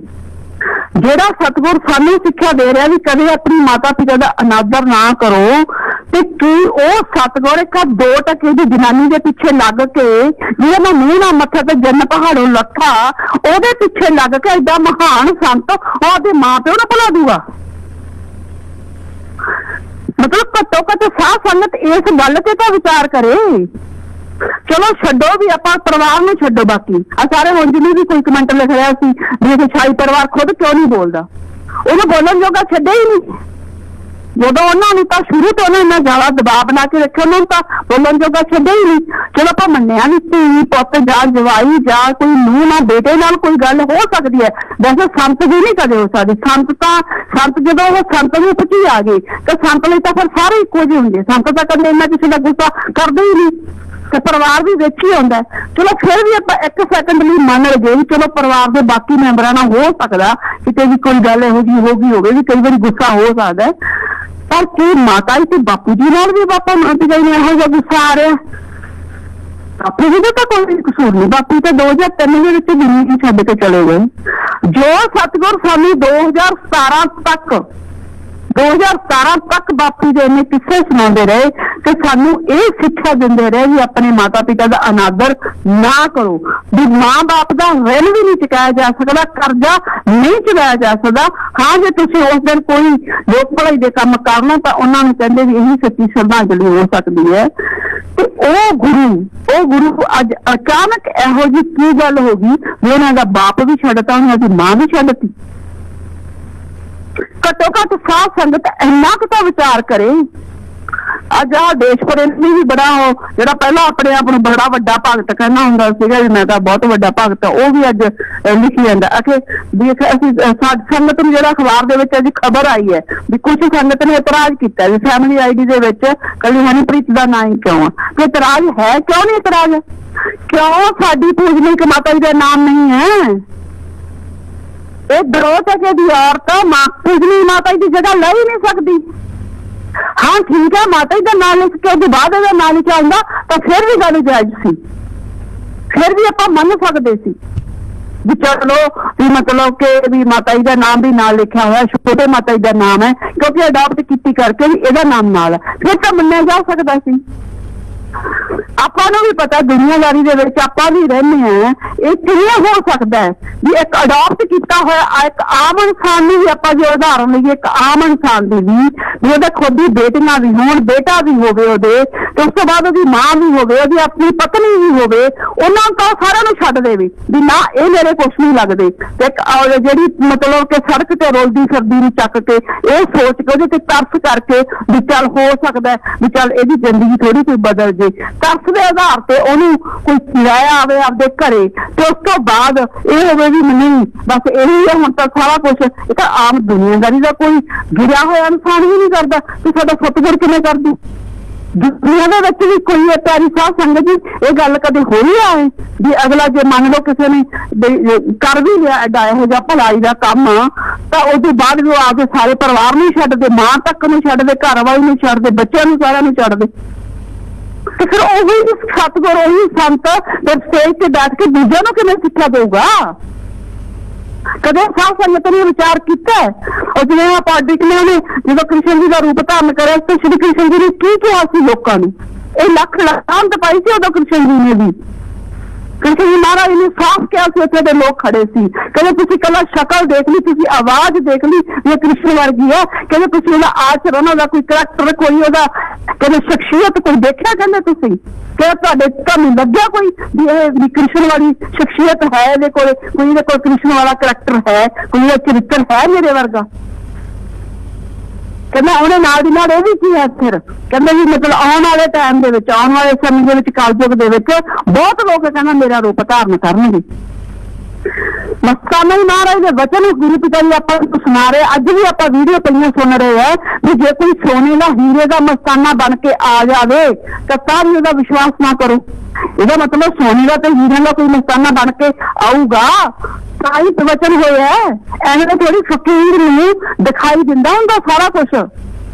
ਪਰ ਜਿੰਨੇ ਸਕਰੀਨ ਤੇ ਫਿਲਮ ਚੱਲਦੀ ਹੈ ਆਉਣ ਵਾਲੇ ਸਮੇਂ ਦੀਆਂ ਸਾਰੀਆਂ ਘਟਨਾਵਾਂ ਸੱਚੇ ਸੰਤ ਨੂੰ ਐਂ ਦਿਖਾਈ ਦਿੰਦੀਆਂ ਹੁੰਦੀਆਂ, ਇਸੇ ਕਰਕੇ ਉਹ ਵਚਨ ਕਰਦੇ ਆ। ਕੋਈ ਐਂ ਨਹੀਂ ਹੈ ਵੀ ਸਾਡੇ ਵੱਲੋਂ ਜਿਵੇਂ ਮਰਜ਼ੀ ਅਸੀਂ ਜੋ ਕੁਝ ਮਰਜ਼ੀ ਬੋਲ ਦੇਈਏ।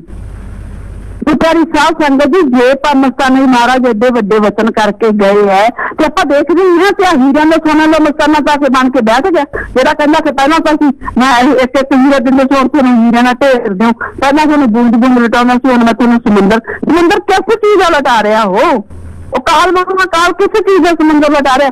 ਕਦੇ ਵੀ ਇੱਕ ਚੈਲੰਜ ਹੈ ਵੀ ਇੱਕ ਵੀ ਕੋਈ ਸਤਸੰਗ, ਇੱਕ ਵੀ ਮਜਲਿਸ, ਇੱਕ ਵੀ ਵਚਨ ਗੁਰੂ ਪਿਤਾ ਜੀ ਦਾ ਕੋਈ ਵੀ ਮੈਂ ਕੱਢ ਕੇ ਦਿਖਾਓ ਜਿੱਥੇ ਗੁਰੂ ਪਿਤਾ ਨੇ ਕਿਹਾ ਹੋਵੇ ਵੀ ਅਸੀਂ ਤੁਹਾਨੂੰ ਸਿਰਫ ਬੂੰਦ ਬੂੰਦ ਦਿੰਦੇ ਹਾਂ, ਜਾਂ ਗੁਰੂ ਪਿਤਾ ਨੇ ਇਹ ਕਿਹਾ ਹੋਵੇ ਅਸੀਂ ਤੁਹਾਨੂੰ ਇੱਕ ਇੱਕ ਚੀਰਾ ਦਿੰਦੇ ਹਾਂ, ਕਦੇ ਵੀ ਕਿਹਾ ਹੋਵੇ ਗੁਰੂ।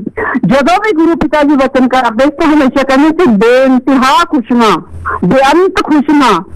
ਜਿਹਦਾ ਬੇਇੰਤਹਾ ਕਹਤਾ ਬੇਅੰਤ ਕਹੇ ਜਿਹਦਾ ਕੋਈ ਅੰਤ ਹੀ ਨਹੀਂ, ਤੇ ਖੁਸ਼ੀਆਂ ਦਾ ਮਤਲਬ ਕੀ ਹੁੰਦਾ? ਖੁਸ਼ੀਆਂ ਦਾ ਮਤਲਬ ਇੱਕ ਫਕੀਰ ਵਚਨ ਕਰਦੇ ਵੀ ਬੇਅੰਤ ਖੁਸ਼ੀਆਂ, ਬੇਇੰਤਹਾ ਖੁਸ਼ੀਆਂ। ਖੁਸ਼ੀਆਂ ਸਾਧ ਸੰਗਤ ਜੀ ਉਦੋਂ ਤੁਹਾਡੇ ਘਰ ਆਉਣਗੀਆਂ ਜਦੋਂ ਤੁਹਾਡੇ ਸਾਰੇ ਪੁਰਾਣੇ ਕਰਮ ਜੋ ਮਾੜੇ ਕਰਮ ਹੋਣਗੇ ਉਹ ਕੱਟੇ ਜਾਣਗੇ, ਫਿਰ ਹੀ ਬੰਦੇ ਦੇ ਘਰੇ ਖੁਸ਼ੀਆਂ ਆਉਣਗੀਆਂ। ਜੇ ਤੁਹਾਡੇ ਮਾੜੇ ਕਰਮ ਹੀ ਨਾ ਕੱਟੇ ਗਏ, ਤੁਸੀਂ ਉਹਦੇ ਬਿਮਾਰੀ ਦੇ ਰੂਪ ਚ ਭੋਗ ਰਹੇ ਹੋ, ਤੁਸੀਂ ਉਹਨੂੰ ਕਿਸੇ ਹੋਰ ਰੂਪ ਚ ਭੋਗ ਰਹੇ, ਫਿਰ ਖੁਸ਼ੀਆਂ ਕਿਵੇਂ ਆ ਗਈਆਂ? ਜੇ ਫਕੀਰ ਹਮੇਸ਼ਾ ਗਾਗਰ ਦੇ ਵਿੱਚ ਸਾਗਰ ਭਰਦੇ ਹੈ, ਕੋਈ ਇਹ ਨਹੀਂ ਹੈ ਕਿ ਉਹ ਇੱਕ ਇੱਕ ਚੀਜ਼ ਕਲੀਅਰ ਕਰਕੇ। ਫਕੀਰ ਦਾ ਇੰਨਾ ਹੀ ਕਹਿਣਾ ਕਿ ਬੇਅੰਤ ਖੁਸ਼ੀਆਂ ਜੇ ਜਾਂ ਬੇਇੰਤਹਾ ਖੁਸ਼ੀਆਂ ਤੇ ਨਾ ਤੇ ਪੱਕਾ ਰਹੇਗਾ ਤੇ ਦ੍ਰਿੜ ਵਿਸ਼ਵਾਸੀ ਰਹੇਗਾ। ਹਮੇਸ਼ਾ ਨਾਲੇ ਕਹਿੰਦੇ ਤਿੰਨ ਵਚਨਾਂ ਦਾ ਪੱਕਾ ਰਹੂਗਾ ਤੇ ਦ੍ਰਿੜ ਵਿਸ਼ਵਾਸੀ ਹੋਊਗਾ। ਬੇਅੰਤ ਖੁਸ਼ੀਆਂ ਤੇ ਬੇਅੰਤ ਜਿਹੜੇ ਇਹ ਵਰਡ ਇਹੋ ਜਿਹੇ ਪਿਤਾ ਜੀ ਵਰਤਦੇ ਹੁੰਦੇ ਸੀ, ਮਤਲਬ ਖੁਸ਼ੀਆਂ ਦਾ ਤਾਂ ਉਹਨਾਂ ਨੇ ਕਦੇ ਰੱਖਿਆ ਹੀ ਨਹੀਂ ਸੀ। ਇੰਨੀਆਂ ਖੁਸ਼ੀਆਂ ਪਿਤਾ ਜੀ ਆਉਂਦੇ ਸੀਗੇ ਜੀ, ਆਉਣ ਵਾਲੇ ਸਮੇਂ ਦੇ ਵਿੱਚ ਵੀ ਆਖ ਦਿੰਦੇ ਤੁਹਾਨੂੰ ਇੰਨੀਆਂ ਮਿਲਣੀਆਂ ਕਿ ਅੱਜ ਤੱਕ ਰੂਹਾਨੀਅਤ ਚ ਕਿਸੇ ਨੂੰ ਜਿੱਤਣੀ ਪਿਤਾ ਜੀ ਤਾਂ ਇੱਥੋਂ ਤੱਕ ਵਚਨ ਕਰਕੇ ਗਏ।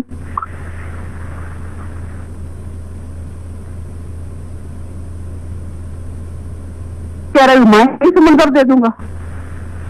गुरु प्यारी साध संगत जी, जो भी अपने आले दुआले साध संगत है ना, जिन्हें मोहित बेटे ने हम दसिया भी किसी माता बुजुर्ग माता ने गल दसी है भी जे डेरा सच्चा सौदा नूं कोई हरा सकता तो साध संगत हरा सकती है, तो बिल्कुल सच है। ਜਦੋਂ ਗੁਰੂ ਪਿਤਾ ਜੀ ਗਏ 2017 ਦੇ ਵਿੱਚ 31 ਅਗਸਤ 2017 ਨੂੰ ਮੈਂ ਆਪਣੇ ਘਰ ਵਾਪਸ ਆਈ ਇੱਕ ਹਫ਼ਤੇ ਬਾਅਦ, ਕਿਉਂਕਿ ਸਾਡੀ ਗੱਡੀ ਜਿਹੜੀ ਪੂਰੀ ਤਰ੍ਹਾਂ ਤੋੜ ਭੰਨ ਦਿੱਤੀ ਗਈ ਸੀ। ਅਸੀਂ ਮਤਲਬ ਕਿ ਉਧਰ ਹਰਿਆਣੇ ਚ ਨਿਕਲ ਕੇ ਸਾਨੂੰ ਕੁਛ ਨਹੀਂ ਪਤਾ ਲੱਗਾ ਸੀ ਵੀ ਕਿੱਥੇ ਚਲੇ ਗਏ। ਤਾਂ ਉਸ ਤੋਂ ਬਾਅਦ ਅਸੀਂ ਇੱਕ ਹਫ਼ਤਾ ਵਿੱਚ ਕਿਸੇ ਰਿਸ਼ਤੇਦਾਰ ਦੇ ਘਰ ਰਹੇ, ਗੱਡੀ ਠੀਕ ਕਰਾ ਕੇ ਇੱਕ ਹਫ਼ਤੇ ਬਾਅਦ 31 ਅਗਸਤ ਨੂੰ ਆਪਦੇ ਘਰੇ ਵਾਪਸ ਆਏ ਆ। 1 ਸਤੰਬਰ ਨੂੰ ਹੀ ਮੈਂ ਮਤਲਬ ਉਹਨਾਂ ਲੋਕਾਂ ਕੋਲੇ ਜੋ ਜਿਨ੍ਹਾਂ ਨਾਲ ਮੇਰੀ ਜਾਣ ਪਛਾਣ ਸੀ, ਜਾਂ ਜੋ ਗੁਰੂ ਪਿਤਾ ਜੀ ਦੇ ਬਹੁਤ ਨੇੜੇ ਆਪਣੇ ਆਪ ਨੂੰ ਕਹਿੰਦੇ ਸੀ ਕਿ ਮੈਂ ਮਤਲਬ ਕਿ ਸਤਿਗੁਰ ਦੇ ਨੇੜਿਆਂ ਤੇ ਕੋਲ ਖੜੇ ਹੁੰਦੇ ਸੀ, ਤਾਂ ਉਹਨਾਂ ਲੋਕਾਂ ਕੋਲੇ ਮੈਂ ਜਾਣਾ ਸ਼ੁਰੂ ਕਰ ਦਿੱਤਾ ਸੀ। ਆਪਾਂ ਨੂੰ ਗੁਰੂ ਪਿਤਾ ਜੀ ਵਾਸਤੇ ਕੁਝ ਕਰਨਾ ਪਊਗਾ। ਜਦ ਤੱਕ ਸੰਗਤ ਗੁਰੂ ਪਿਤਾ ਜੀ ਦੇ ਹੱਕ 'ਚ ਨਹੀਂ ਖੜਦੀ, ਉਦੋਂ ਤੱਕ ਗੁਰੂ ਪਿਤਾ ਜੀ ਬਾਹਰ ਨਹੀਂ ਆ ਸਕਦੇ, ਕਿਉਂਕਿ ਇਹ ਬਿਲਕੁਲ ਕਲੀਅਰ ਸੀ ਕਿ ਕੱਲੀਆਂ ਸਰਕਾਰਾਂ ਦਾ ਕੰਮ ਨਹੀਂ ਹੈ ਗੁਰੂ ਪਿਤਾ ਜੀ ਨੂੰ ਅੰਦਰ ਕਰਨਾ। ਜਿਹੜੇ ਸਾਡੇ ਡੇਰੇ ਦੇ ਅੰਦਰ ਵੱਡੇ ਵੱਡੇ ਗਦਾਰ ਬੈਠੇ ਆ, ਇਹ ਉਹਨਾਂ ਦੀ ਸਾਜ਼ਿਸ਼ ਹੈ। ਉਹਨਾਂ ਨੇ ਉਹ ਸਾਜ਼ਿਸ਼ ਖੇਡ ਕੇ ਹੀ ਗੁਰੂ ਪਿਤਾ ਜੀ ਨੂੰ ਅੰਦਰ ਕੀਤਾ, ਜੋ ਗੁਰਗੱਦੀ ਚਾਹੁੰਦੇ ਆ, ਜਿਨ੍ਹਾਂ ਨੂੰ ਗੁਰੂ ਪਿਤਾ ਜੀ ਇਹ ਕਹਿੰਦੇ ਸੀ ਮੈਂ ਆਊਂ ਕਿ ਤੂੰ ਆਊਂ, ਜਿਨ੍ਹਾਂ ਨੂੰ ਗੁਰੂ ਪਿਤਾ ਜੀ ਕਹਿੰਦੇ ਸੀ ਬਹੁਤों के अंदर गुरगद्दी के बच्चे बने हुए हैं, वो बच्चे हम जवान हो चुके हैं। ਉਹਨਾਂ ਲੋਕਾਂ ਨੇ ਹੀ ਗੁਰੂ ਪਿਤਾ ਜੀ ਨੂੰ ਅੰਦਰ ਭੇਜਿਆ। ਤਾਂ ਹਰ ਸਤਸੰਗੀ ਕੋਲੇ ਮੈਂ ਜਾ ਕੇ ਇਹ ਗੱਲ ਉਦੋਂ ਵੀ ਕਹਿਣੀ ਹੈ, ਮਤਲਬ 1 ਸਤੰਬਰ 2017 ਤੋਂ ਲੈ ਕੇ ਵੀ ਜਦ ਤੱਕ ਗੁਰੂ ਪਿਤਾ ਜੀ ਦੇ ਹੱਕ ਦੇ ਵਿੱਚ ਸਾਧ ਸੰਗਤ ਨਹੀਂ ਖੜਦੀ, ਗੁਰੂ ਪਿਤਾ ਜੀ ਵਾਪਸ ਨਹੀਂ ਆਉਣਗੇ। ਭਾਵੇਂ ਸਾਧ ਸੰਗਤ ਅੱਜ ਖੜੀ ਹੋਏ ਤੇ ਭਾਵੇਂ ਸਾਧ ਸੰਗਤ 20 ਸਾਲ ਨਾ ਖੜੀ ਹੋ ਜਾਵੇ। ਪਹਿਲੀ ਗੱਲ ਤਾਂ ਰੂਹਾਨੀਅਤ ਦੇ ਤੌਰ ਤੇ ਵੀ ਗੁਰੂ ਕਿਉਂ ਆਊਗਾ ਕਿਸੇ ਲਈ, ਜਦੋਂ ਉਹਦੀ ਸੰਗਤ ਹੀ ਉਹਨੂੰ ਨਹੀਂ ਚਾਹੁੰਦੀ, ਉਹਦੀ ਸੰਗਤ ਹੀ ਨਹੀਂ ਉਹਦੇ ਵਾਸਤੇ ਤਰਸ ਬਣਾਉਂਦੀ, ਉਹਦੀ ਸੰਗਤ ਹੀ ਨੇ ਦੁਨੀਆ ਨੂੰ ਸੱਚ ਦੱਸਣਾ ਚਾਹੁੰਦੀ ਵੀ ਮੇਰਾ ਗੁਰੂ ਨਿਰਦੋਸ਼ ਹੈ। ਸਰਕਾਰਾਂ ਦੀ ਹਿੰਮਤ ਨਹੀਂ ਹੁੰਦੀ। ਗੁਰੂ ਪਿਆਰੀ ਸਾਧ ਸੰਗਤ ਜੀ, ਸਰਕਾਰਾਂ ਨੂੰ ਤਾਂ ਹਮੇਸ਼ਾ ਹੀ ਜਿੰਨੀਆਂ ਮਰਜ਼ੀ ਜ਼ਾਲਮ ਤੋਂ ਜ਼ਾਲਮ, ਅੰਗਰੇਜ਼ਾਂ ਨਾਲੋਂ ਕੋਈ ਜ਼ਾਲਮ ਸਰਕਾਰ ਨਹੀਂ ਹੈ। ਬਾਬਰ ਬਾਦਸ਼ਾਹ ਜਾਂ ਕੋਈ ਜਿਹੜੇ ਮੁਗਲ ਬਾਦਸ਼ਾਹ ਰਹੇ ਉਹਨਾਂ ਨਾਲੋਂ ਕੋਈ ਜ਼ਾਲਮ ਸਰਕਾਰਾਂ ਨਹੀਂ ਰਹੀਆਂ। ਉਹਨਾਂ ਨੂੰ ਵੀ ਝੁਕਾਇਆ ਹੈ, ਝੁਕਾਉਣ ਵਾਲਿਆਂ ਨੇ ਉਹਨਾਂ ਨੂੰ ਵੀ ਝੁਕਾਇਆ ਹੈ। ਸਰਕਾਰਾਂ ਤਾਂ ਆਖਣ ਹੁਣ ਤਾਂ ਲੋਕਤੰਤਰ ਹੈ, ਡੈਮੋਕ੍ਰੇਸੀ ਹੈ। ਅਗਰ ਸੰਗਤ ਅੱਜ ਇਕੱਠੀ ਹੋ ਜਾਏ ਗੁਰੂ ਪਿਤਾ ਜੀ ਦੇ ਹੱਕ ਦੇ ਵਿੱਚ ਤੇ ਕੱਲ ਨੂੰ ਝੁਕ ਜੂਗੀ ਸਰਕਾਰ। ਤਾਂ ਸਰਕਾਰਾਂ ਝੁਕਾਉਣਾ ਕੋਈ ਔਖਾ ਨਹੀਂ ਹੈ, ਸਿਰਫ ਇਹ ਬਿਲਕੁਲ ਸੱਚੀ ਗੱਲ ਹੈ। ਅੱਜ ਜੇ ਡੇਰਾ ਸੱਚਾ ਸੌਦਾ ਦੀ ਜੋ ਹਾਲਾਤ ਹੈ, ਜੋ ਦਿਨੋਂ ਦਿਨ ਬਣ ਰਹੇ ਤੇ ਜੋ ਇੰਨੇ ਵਿਗੜ ਰਹੇ ਹੈ, ਇਹਨਾਂ ਸਾਰਿਆਂ ਦੀ ਜ਼ਿੰਮੇਵਾਰ ਸਾਡੀ ਸਾਧ ਸੰਗਤ ਹੈ। ਅੱਜ ਜੋ ਹਾਲਾਤ ਬਣੇ ਹੋਏ ਦਾ ਕੋਈ ਜ਼ਿੰਮੇਵਾਰ ਨਹੀਂ ਹੈ, ਸਾਧ ਸੰਗਤ ਹੈ। ਕਿਉਂਕਿ ਸਾਧ ਸੰਗਤ ਨੇ 2017 ਤੋਂ ਬਾਅਦ ਇਹ ਹਿੰਮਤ ਹੀ ਨਹੀਂ ਕੀਤੀ ਕਿਸੇ ਨੂੰ ਦੱਸਣ ਦੀ ਕਿ ਮੇਰਾ ਗੁਰੂ ਨਿਰਦੋਸ਼ ਹੈ। ਸਾਡੇ ਗੁਰੂ ਤੇ ਝੂਠੇ ਦੋਸ਼ ਲੱਗੇ। ਆਹ ਬੰਦੇ ਸਾਡੇ ਡੇਰੇ ਦੇ ਅੰਦਰ ਜਿਨ੍ਹਾਂ ਨੇ ਸਾਡੇ ਗੁਰੂ ਨੂੰ ਫਸਾਇਆ ਜਾਂ ਜਿਨ੍ਹਾਂ ਨੇ ਸਾਡੇ ਗੁਰੂ ਪਿਤਾ ਜੀ ਨਾਲ ਧੋਖਾ ਕੀਤਾ, ਹਿੰਮਤ ਹੀ ਨਹੀਂ ਕਦੀ ਕਰੇ ਕੀਤੀ ਸਾਧ ਸੰਗਤ ਨੇ। ਜੇ ਸਾਧ ਸੰਗਤ ਹਿੰਮਤ ਕਰਕੇ ਉਸ ਦਿਨ ਦੀ ਲਗਾਤਾਰ ਦੱਸਦੀ, ਜੋ ਮੀਡੀਆ ਦੇ ਵਿੱਚ ਇੰਨਾ ਕੁਛ ਚੱਲਿਆ, ਸਾਧ ਸੰਗਤ ਨੇ ਹਿੰਮਤ ਹੀ ਨਹੀਂ ਕੀਤੀ ਲੋਕਾਂ ਨੂੰ ਦੱਸਣ ਦੀ ਵੀ ਨਹੀਂ ਜੋ ਇਹ ਦਿਖਾਇਆ ਜਾ ਰਿਹਾ ਗਲਤ ਦਿਖਾਇਆ ਜਾ ਰਿਹਾ। ਜੇ ਉਹਨਾਂ ਨੂੰ ਆ ਕੇ ਇੱਕ ਗੱਲ ਕਹਿਤੀ ਉਹ ਤਾਂ ਆਪੇ ਗਿਆ ਆਪੇ ਆਊਗਾ, ਉਹਦੇ ਤੇ ਅਮਲ ਕਰ ਲਓ। ਜੇ ਉਹਨਾਂ ਨੂੰ ਆ ਕੇ ਕਹਤਾ ਵੀ 2019 ਚ ਤੁਸੀਂ ਹੁਣ ਅੰਦਰੋਂ ਵਚਨ ਆਏ ਆ ਪਿਤਾ ਜੀ ਦੇ ਵੀ ਤੁਸੀਂ ਭੰਗੜੇ ਪਾਓ, ਨੱਚੋ, ਖੁਸ਼ੀਆਂ ਮਨਾਓ, ਜਾਗੋ ਕੱਢੋ, ਉਹਨੂੰ ਚੱਲ ਪਈ। ਮਤਲਬ ਕਿ ਜ਼ਿੰਮੇਵਾਰਾਂ ਨੂੰ ਗੁਰੂ ਬਣਾਇਆ ਹੋਇਆ ਸਾਧ ਸੰਗਤ। ਜੋ ਮਸਤਾਨਾ ਦੇ ਵਚਨ ਹੈ ਨਾ ਵੀ ਸੈਂਕੜੇ ਗੁਰੂ ਬਣ ਕੇ ਬੈਠਣਗੇ, ਉਹ ਸੈਂਕੜਿਆਂ ਨੂੰ ਗੁਰੂ ਬਣਾ ਲਿਆ। ਜਦੋਂ ਕਿ ਹਜ਼ੂਰ ਪਿਤਾ ਜੀ ਦੇ ਵਚਨ ਹੈ ਕਿ ਗੁਰੂ ਸਿਰਫ ਇੱਕ ਹੀ ਹੁੰਦਾ ਹੈ। ਉਹ ਇੱਕ ਗੁਰੂ ਨੂੰ ਛੱਡ ਕੇ ਅੱਜ ਸਾਧ ਸੰਗਤ ਨੇ ਜਿਹੜੇ ਸੈਂਕੜੇ ਗੁਰੂ ਨਾ ਉਹਨਾਂ ਨੂੰ ਆਪਣੇ ਆਪਣੇ ਸਭ ਨੇ ਗੁਰੂ ਬਣਾ ਰੱਖੇ ਆ। ਤੇ ਉਹਨਾਂ ਗੁਰੂਆਂ ਦਾ ਅੱਜ ਨਤੀਜਾ ਇਹ ਨਿਕਲਿਆ ਕਿ ਸਭ ਦੇ ਆਪੋ ਆਪਣੇ ਜਿੱਧਰ ਕਰਨੇ ਹੁੰਦੇ, ਬਸ ਕਿਸੇ ਦਾ ਕਿੱਧਰ ਨੂੰ ਮੂੰਹ ਆ ਤੇ ਕਿਸੇ ਦਾ ਕਿੱਧਰ ਨੂੰ ਮੂੰਹ ਆ। ਅੱਜ ਡੇਰੇ ਦੇ ਹਾਲਾਤ ਇਹ ਹੋਏ ਹੈ। ਗੁਰੂ ਪਿਆਰੀ ਸਾਧ ਸੰਗਤ ਜੀ, ਅਜੇ ਵੀ ਸਮਾਂ ਗੁਰੂ ਪਿਤਾ ਜੀ ਦੇ ਇਹ ਵਚਨ ਹੈ। ਗੁਰੂ ਪਿਤਾ ਜੀ ਦੇ ਵਚਨ ਵੀ ਇੱਕ ਸਮਾਂ ਆਊਗਾ। ਦੇਖੋ ਜੋ ਪਿਤਾ ਜੀ ਵਚਨ ਕਰ ਗਏ ਉਹ ਵਚਨ ਪੂਰੇ ਹੋਣਗੇ। ਉਹ ਫਿਰ ਸਤਿਗੁਰ ਕਿਵੇਂ ਵਚਨ ਪੂਰੇ ਕਰਦਾ? ਜਿਵੇਂ ਗੁਰੂ ਪਿਤਾ ਜੀ ਨੇ ਵਚਨ ਕੀਤਾ ਵੀ ਭਾਈ ਬੁਰਾਈ ਤਾਂ ਖਤਮ ਹੋਊਗੀ, बुराई तो खत्म होगी, राम नाम नाल हो जाए तो चंगा है, ते जे राम नाम नाल नहीं खत्म होगी तो फिर पढ़ लो महापढ़ लो आके बुराई खत्म होगी। ये गुरु पिता जी क्लियर कट वचन है। राम नाम पिछले 5 साल तो बंद करता, राम नाम ही बंद करता। गुरु की सलाह संगत गुरु के हक दे विच खड़ी नहीं हो रही, वो दस नहीं रही है सच्चाई, तो फिर दूसरी ऑप्शन गुरु प्यारी साध संगत जी पर लो महापर लो बारी रहेगी। बुराई का सतगुर जरूर खत्म करनगे। गुरु पिता जी यही वचन है, समय वो आएगा जब संसार में राम राम अल्लाह अल्लाह वाहिगुरु जो है वो जपा लोग है वो जपा करेंगे और बुराइयां जी है वो दूर होंगी, आपसी प्रेम मोहब्बत बढ़ जाएगा। ये वचन है, क्लियर कट वचन है। आही वचन है पिता जी आज जी जिन्हें मैं तुम सुनाए। देखो ये बुराई ने तो खत्म होना ही होना, पर ये जो चंगा जो साध संगत खुद खड़ी हो गई आपके गुरु के हक दे विच आने वाले समय दे विच इतिहास दे विच लिखिया जाए भी गुरु की साध संगत खड़ी हुई, उन्हें दुनिया को सच दसिया, दुनिया को सच दसिया, उन्होंने अपने गुरु की सच्चाई दुनिया के कोने कोने तक पहुंचाई। गुरु प्यारी साध संगत जी चलो कहने होंगे भी जो जागे उदी सवेरा, पिता जी ये भी कहने नहीं जो सवेर का भुलिया शाम को घरे आ जो उन्होंने भी भुलिया नहीं कहते, हजे भी कोई साध संगत जागे। हजे तो हम देखो सारिया घटनावां अपनी अखां दे सामने होंदा, सारी साध संगत के सामने सारा कुछ आ रहा है। किवें पूजनीक बापू का नाम हटा दिता गया, हर चीज से किवें हौली हौली पूजनीक बापू के जो परमात्मा दिवस मनाए वो भी खत्म कर दिता गया, किवें माता जी किवें शाही परिवार किवें बाकी होर सारी साध संगत जेड़े मतलब के पुराने जिम्मेवार सी जिन्हें सेवादार सी सब किवें उन्होंने हटाया जा रहा है और किवें हौली हौली सारे जेड़े नवे लोग लिया के डेरे दे विच बिठाए जा रहे हैं, किवें सारा सिस्टम है जिहड़ा सारा हनीप्रीत ने अपने हथ दे विच लिया होया। हुण तां देखो जान बुझ के साध संगत अखां बंद करके बैठी रहे तां बैठी रहे, पर हुण तां जिहड़ी हैगी इन्नी जिहड़ी पोजीशन है इन्नी जिहड़ी हालात है सारे छोटा बच्चा भी समझ सकदा है इन्हां नूं तां भी डेरा जा किधर नूं रहा है। सारी दुनिया जिहड़े मनमुख लोग है जिहड़े गैर सत्संगी लोग है सारे देख रहे तो समझ भी रहे हैं, सारे लोग ये मान रहे जो यूपी दे विच ड्रामा होया तुहाडे गुरु पिता जी नहीं है, खुद लोग दसदे है जो यूपी दे विच आया होया वो तुहाडा तां गुरु नहीं है। तो पहली कहने वीडियो तो लग रहा तुहाडे गुरु जी तो कहते बहुत फर्क ही बहुत ज्यादा है। एक जो गैर सत्संगी बंदे ने पता लग रहा भी बहुत ज्यादा फर्क है, तो फिर सत्संगी क्यों अखा बंद करके बैठे हैं। तो जो भी साध संगत जो आप मुहिम शुरू की है गुरु पिता जी के जो वचन है अपनी टीम जरूर गुरु पिता जी के वचन पूरे करूगी। गुरु प्यारी साध संगत जी जरूर वध चढ़ के इस मुहिम के हिस्सा लो। आप अपने गुरु पिता जी के वचन पूरे करने, सारी दुनिया को गुरु पिता जी की सोच की है, वो कितनी महान शख्सियत है, की सोच लैके की इंडिया नहीं लैके उन्होंने सोच है, भारत में किन्नी नंबर 1 देश बनाना चाहते थे, किन्ने गुरु देश बनाना चाहते थे, किन्नी उन्होंने मतलब कि सर्व कला संपन्न सतगुर है किन्ने। तो जो भी अपने गुरु पिता जी की महान शख्सियत जो सोच है उन्होंने वो आप दुनिया को दसांगे ता ही दुनिया को पता लगेगा। नहीं तो 5 साल हो गए गुरु प्यारी साध संगत जी दुनिया को जो मीडिया ने दिखाता, दुनिया को जो मतलब के कोर्ट ने फैसले देते, दुनिया का सोच है जो उत्थे ही खड़ी है, दुनिया की सोच नहीं बदली क्योंकि लोगों के दिमाग के विचों जहर है जिहड़ा अजे उतरिया नहीं है। इस जहर में सिर्फ और सिर्फ सत्संगी सारे सत्संगी जो मिल के काम करनगे तो बहुत जल्दी जिहड़ा दुनिया के दिमाग के विच जहर भरिया होया कूड़ा भरिया होया ये निकल सकता है। पर नहीं साडी बाकी साध संगत चुपचाप बैठी है। जो साध संगत पिछले 5 साल तो ये नहीं कह रही भी साडा गुरु निर्दोष है ते साडे गुरु के जिहड़े दोष लगे झूठे लगे है, उन्होंने झूठी जेल हुई है, तो लोगों ने तो फिर मनना ही है ना, लोगों ने तो कहना ही है भी हाँ जो कुछ कोर्ट ने फैसले दिते या मीडिया के विच दिखाया गया वो सच दिखाया गया।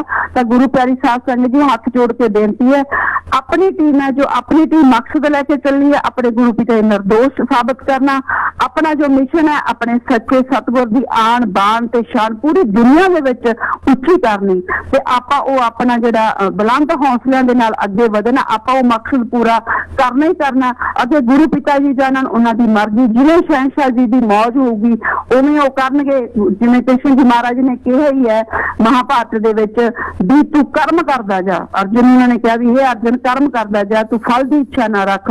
ਆਪਾਂ ਕਰਮ ਕਰਨਾ ਹੈ, ਜੋ ਫਲ ਦੇਣਾ ਉਹ ਸਤਿਗੁਰ ਨੇ ਦੇਣਾ, ਉਹਦੀ ਮਰਜ਼ੀ ਆ, ਉਹਦੀ ਮੌਜ ਹੈ। ਪਰ ਆਪਾਂ ਕਰਮ ਕਰਦੇ ਰਹੀਏ ਆਪਣੇ ਬੁਲੰਦ ਹੌਸਲਿਆਂ ਦੇ ਨਾਲ।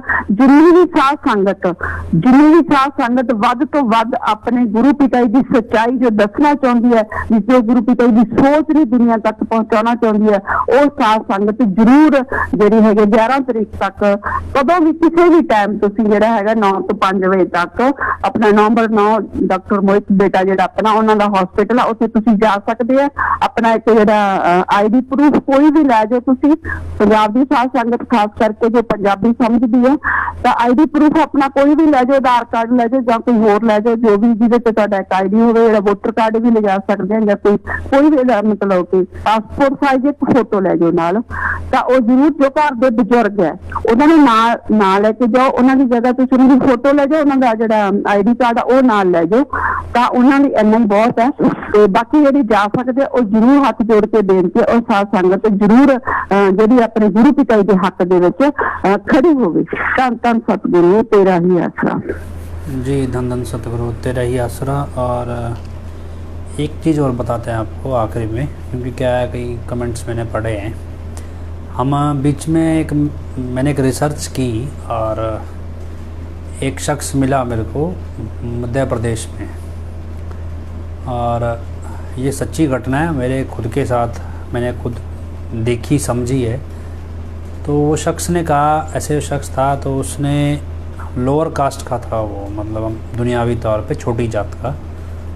तो उसको उसके गुरु ने दर्शन दिए, जिसको वो गुरु मानता था, दर्शन दिए और दर्शन दे के जो भी आदेश देना था जो भी था वो दिया, या जैसे भी खुशियाँ दी वो दी।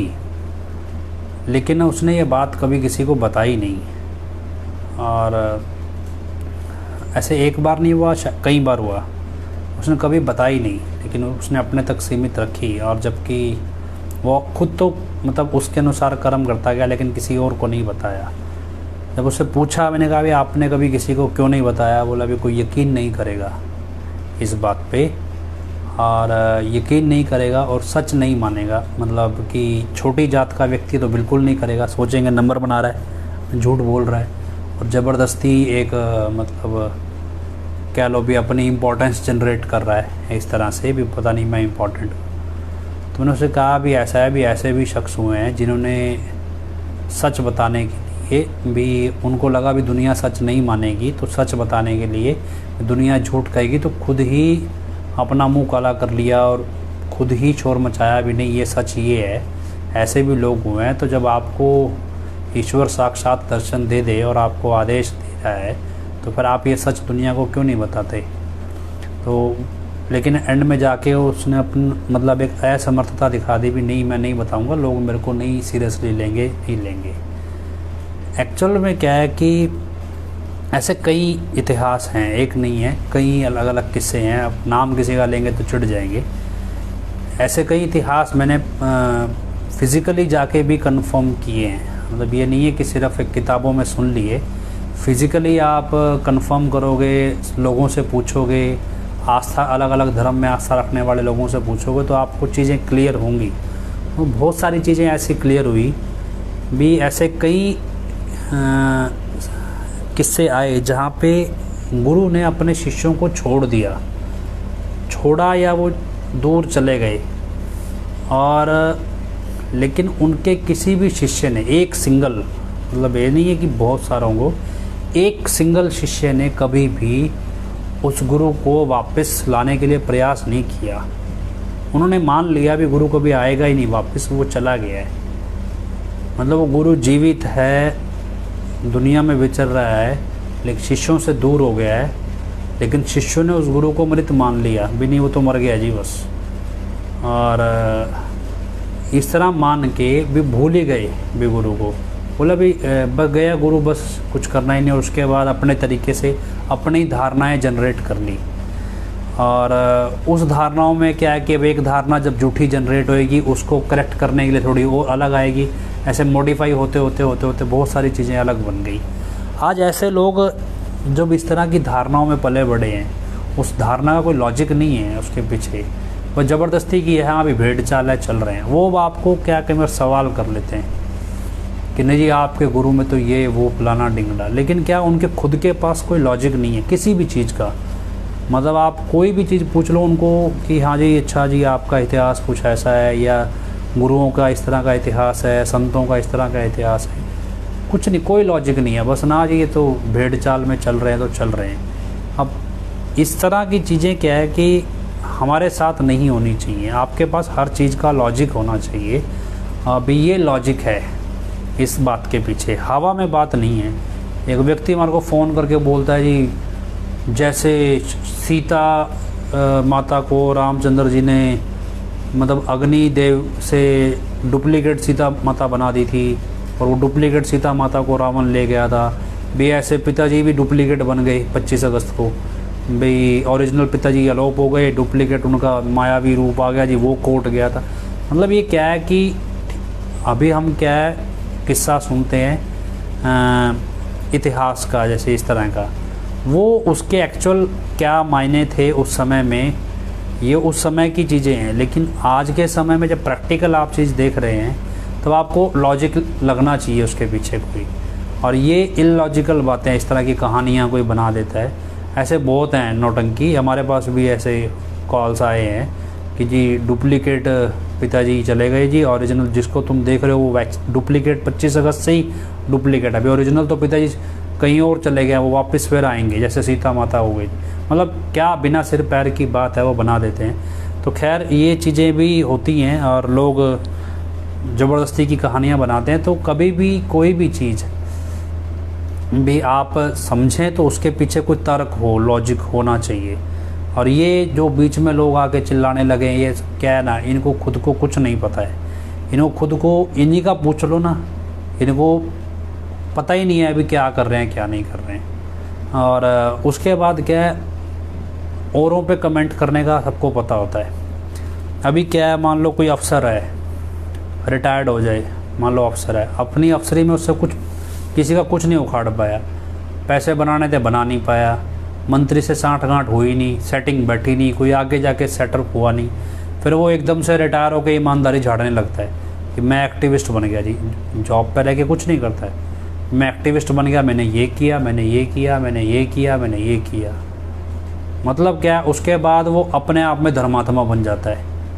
लेकिन दुनियावी तौर पे जब आप समझेंगे, क्योंकि क्या है कि पब्लिक डेमोक्रेसी लोकतंत्र में क्या होता है कि एक ग्रुप है, आप मतलब एक समाज है, समाज अपने आप को जानता है, वो समाज अपने आप में से अपना एक लीडर चुनता है लोकतंत्र में, और वो लीडर आगे सरकार बनाते हैं मिलके, और उसके बाद वो सरकार आगे अफसरों को नौकरी देती है, और अफसर को सरकार का ऑर्डर मानना पड़ता है। अब वो अफसर मतलब डेमोक्रेसी में जो लीडर है वो एक तरह से जनता का सेवक है, और जो अफसर है वो सेवक का सेवक है।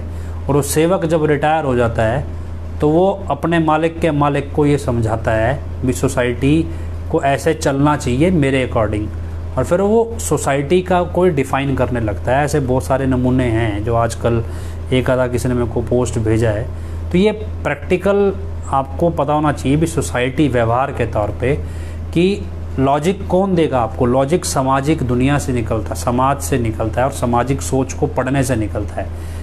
मतलब 4 किताबें पढ़ के बना हुआ अफसर ज़रूरी नहीं है अभी समाज का दृष्टिकोण चलाए, और ये ज़रूरी नहीं भी ना चलाए।